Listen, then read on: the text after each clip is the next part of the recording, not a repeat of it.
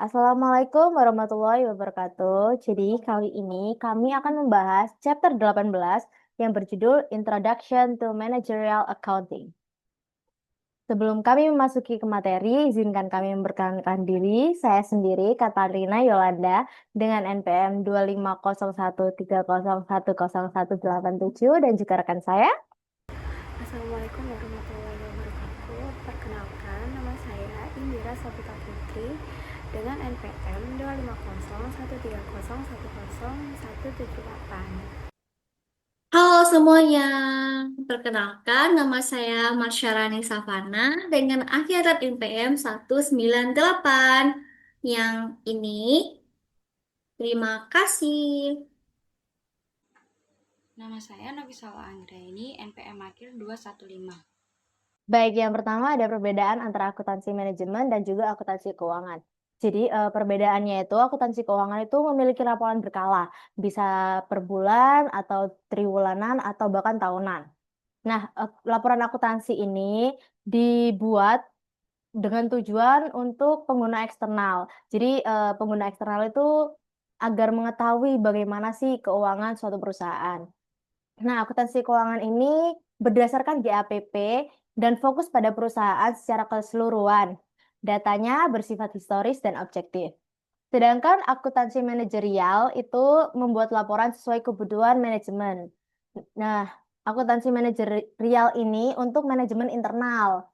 Ia juga tidak terikat GAPP dan fokus pada segmen atau keseluruhan. Nah, data akuntansi manajerial ini juga historis dan estimasi, namun bersifat subjektif. Jadi saya akan menjelaskan slide 4 dari PPT tersebut. Di slide 4 ada akuntan manajemen dalam organisasi. Jadi dalam suatu organisasi atau suatu perusahaan terdapat presiden dan CEO sebagai kepala perusahaan. Kemudian di sini terbagi menjadi 4. Ada yang pertama senior vice president atau chief administrative officer sebagai vice president dan human resource. Nah, yang kedua terdapat senior vice president Callaway Brand yang berperan sebagai managing director Callaway Gulf Europe. Dan yang ketiga ada senior vice president equipment yang berperan sebagai plan manager atau membuat rencana memanajemen, yaitu Chico MA Plan. Dan yang terakhir ada Chief Financial Officer yang berperan sebagai controller. Kemudian di slide selanjutnya terdapat manajemen proses atau proses dari manajemen. Nah, dalam manajemen perusahaan, proses perusahaan itu dimulai dengan tahap perencanaan. Di perusahaan atau organisasi apapun, tahap perencanaan pasti menjadi tahap awal dari berjalannya suatu instansi atau perusahaan. Jadi kita merencanakan dulu apa tujuan didirikannya perusahaan, tujuan yang harus dicapai apa, baru di proses yang kedua kita terdapat pengarahan. Kita mengarahkan setiap divisi-divisi seperti itu untuk bagaimana sih tujuan tersebut dapat tercapai. Nah, di proses yang ketiga terdapat pengendalian, dan di step keempat terdapat peningkatan, dan yang terakhir terdapat pengambilan keputusan. Untuk slide selanjutnya akan dijelaskan oleh teman saya. Terima kasih. Baik, selanjutnya ada biaya langsung dan tidak langsung, atau dalam bahasa Inggrisnya itu untuk biaya langsung direct cost, dan untuk tidak langsung itu indirect cost.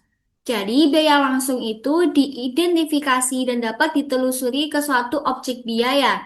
Sedangkan biaya tidak langsung tidak dapat diidentifikasi atau ditelusuri ke objek biaya. Di sini sudah tertera gambar untuk direct cost terlebih dahulu. Sudah ada material berupa kayu dan objeknya itu gitar. Maksudnya apa sih? Jadi maksudnya itu untuk biaya kayu yang digunakan untuk membuat gitar itu merupakan biaya langsung, guys. Jadi mengapa di sini tertera materialnya tuh kayu dan objeknya gitar tuh? Karena ini merupakan biaya langsung gitu. Dan untuk yang indirect cost, ada production supervisor dan cost objeknya gitar lagi. Tapi ini berbeda makna karena di sini sudah ada produksi supervisor nih maksudnya apa sih gitu kan. Jadi gaji supervisor produksi merupakan biaya tidak langsung dalam memproduksi gitar. Karena gaji mereka tidak dapat diidentifikasi atau dilacak ke gitar tertentu. Seperti itu. Baik, selanjutnya ada biaya manufaktur atau manufacturing cost atau dalam bahasa Indonesianya biaya produksi. Biaya suatu produk manufaktur mencakup biaya bahan yang digunakan dalam pembuatan produk tersebut. Selain itu, biaya produk manufaktur mencakup biaya mengubah bahan menjadi produk jadi. Nah, dengan demikian, biaya produk itu meliputi tiga biaya ya. Nah, pertama ada biaya bahan baku langsung atau dalam bahasa Inggrisnya direct material cost. Yang kedua, ada biaya tenaga kerja langsung atau dalam bahasa Inggrisnya direct labor cost. Yang ketiga, yang terakhir ada biaya overhead pabrik atau dalam bahasa Inggrisnya factory overhead cost. Jadi apa sih ketiga biaya itu?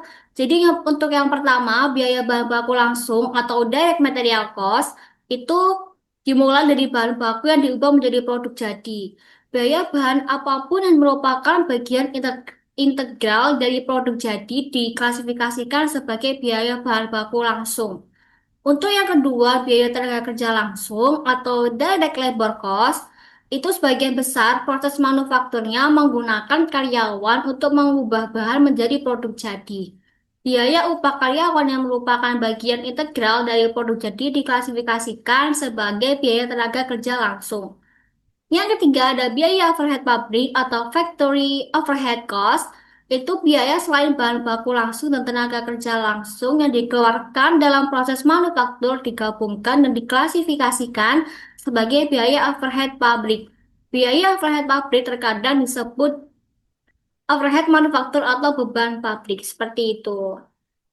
Jadi semuanya ini biaya yang biaya bahan yang digunakan untuk pembuatan produk gitu, menjadi bahan produk jadi seperti itu intinya ya.